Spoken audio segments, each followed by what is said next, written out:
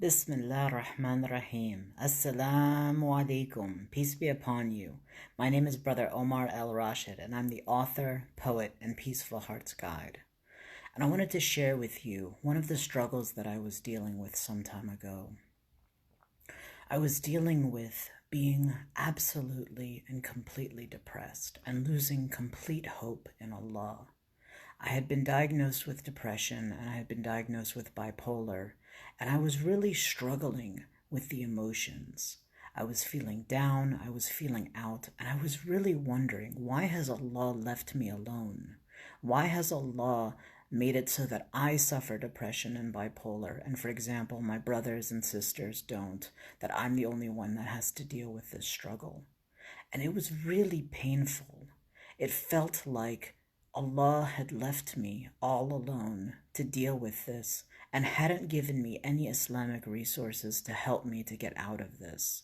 I felt like I was the only one struggling with this and that there was no answer.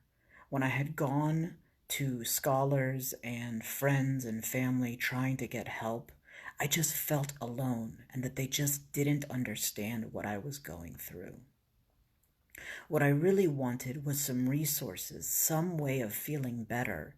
And what I really wanted in the end of the day was to feel like Allah hadn't left me all alone, but that He was there with me and that He understood what I was going through. The depression, the sadness, the misery, it was too much to handle. And I decided that I needed to find some way of finding relief.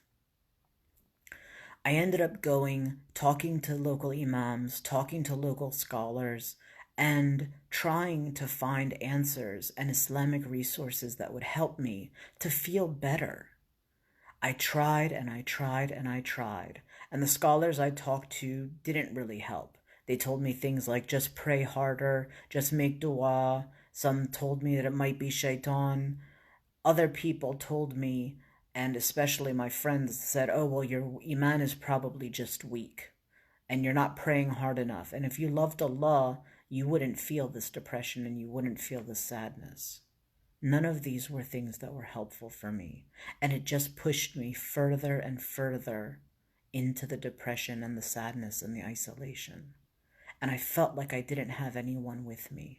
I felt like people were abandoning me, and I felt that Allah had left me. But then, one fine day, I was reading through my translation of the Quran, and I came upon this verse. And it said, O you who believe, seek assistance through patience and prayer. Surely Allah is with the patient. Surah number 2, Surah Baqarah, verse 153. And as I reflected on that verse, I felt like there was an affirmation. There was something that I could use from the Quran to help me to feel better. And so I wrote it down. And I wrote, I seek assistance through patience and prayer, so Allah will always be with me. This verse was a turning point for me. It was something that I realized that if there were no Islamic scholars and there were no Muslims or others that would help me to find relief and to find affirmations that I could use to feel better, maybe I would have to go out and to write them and to create these Islamic resources for myself. And so my plan was to go through the Quran verse by verse and to find and create these affirmations inspired by the noble Quran and feel better with the tools that Allah has made available, that I had to do my work. I had to do my efforts to find something that would help me to feel better. And so I set out on the journey. I started the research and I started writing them down. And then people started telling me, oh, Omar, you can't do that. You're not a scholar. You're not qualified to write divine affirmations. And so I stopped. I stopped trying to come up with these and to write out these affirmations. And I was delayed. I was really discouraged. I felt like these people were telling me that what I had set out to do was wrong and that I wasn't allowed to do it. Until one fine day, I had a conversation with one of my friends and they said, Omar, you're not changing anything. You're not deriving anything incomplete. You're using the Quran for help and for relief. You're doing something that you should be doing. And I encourage you, continue on your path. Keep going. And so with that re-encouragement, I felt like, okay, you know what? It's not wrong to derive things that are useful from the Quran, using the Quran as your basis. And I decided that I would continue to write and to share what it is that I've written.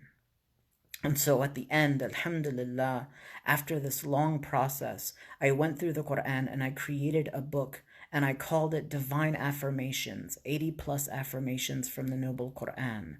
And I've created this resource that has allowed me to help other people and to help myself when I was feeling discouraged and depressed, to feel better and to use these affirmations as a resource and as a tool to feel better. Alhamdulillah.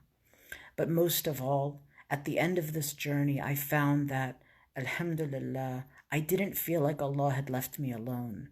In fact, He gave me everything that I needed to feel better. And He gave me the resources that I needed. And He equipped me so that I could help others. So here I am sharing this book called Divine Affirmations. If you click on the link in this post, and if you sign up for the free ebook, if you order the Rocket Rescue, you'll be able to get Divine Affirmations. And it's a tool that can really help if you're feeling like you're feeling depressed and you're not knowing how can the Quran help us to feel better from depression and anxiety. These Divine Affirmations can help us to feel better and to get the relief that we genuinely need.